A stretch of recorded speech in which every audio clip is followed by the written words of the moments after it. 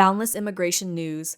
Weekend Review, July 2nd, 2021. Supreme Court denies bond hearing for certain asylum seekers. AP News reports that Tuesday, the Supreme Court ruled that certain asylum seekers can be indefinitely detained by the government and are not entitled to a hearing about their release if they've previously been deported and re-entered the U.S. illegally. The issue for the court was whether or not the government could hold the immigrants when an immigration judge had not yet weighed in. The Federal Appeals Court in Richmond, Virginia has ruled in the immigrants' favor, but other courts have sided with the government. Tuesday's ruling set a nationwide rule, but lawyers say it's a relatively small subset of non-citizens. 50,000 DACA applicants wait for approval. At least 50,000 immigrants applied for the Deferred Action for Childhood Arrivals, DACA, program during the 3 months after the program was reinstated, but most are still waiting for their application to be approved.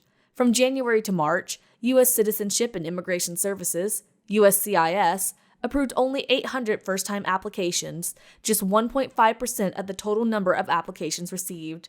By the end of March, the agency faced a backlog of more than 55,000 applications, according to agency data. DACA renewals also faced severe processing delays during the same period, with roughly 44,000 renewal applications pending. Bipartisan effort to speed up special visas for Afghans passes House vote. Tuesday, the U.S. House of Representatives approved a bipartisan effort to speed up visa processing for Afghan nationals who helped the U.S. military as part of the Afghan Civ program. The vote came after lawmakers argued the Afghans could have been killed if they weren't out of Afghanistan before U.S. troops leave. GOP donor pays big to send South Dakota National Guard to the border. A billionaire Republican donor is paying $1 million to offset the cost of sending South Dakota National Guard to the U.S.-Mexico border. According to U.S. defense officials and tax experts, the donation is legal but unusual, and South Dakota's governor, Kristi Noem, has the authority to send her troops to Texas on state active duty, funded by her state. USCIS celebrates the 4th with naturalization ceremonies across the U.S. USCIS announced Friday it will celebrate Independence Day by welcoming more than 9,400 new citizens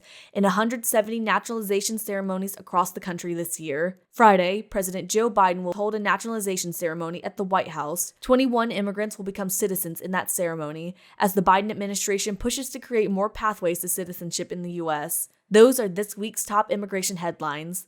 If you like this video, please give it a thumbs up and subscribe to Boundless for the latest in immigration news. Thanks for watching.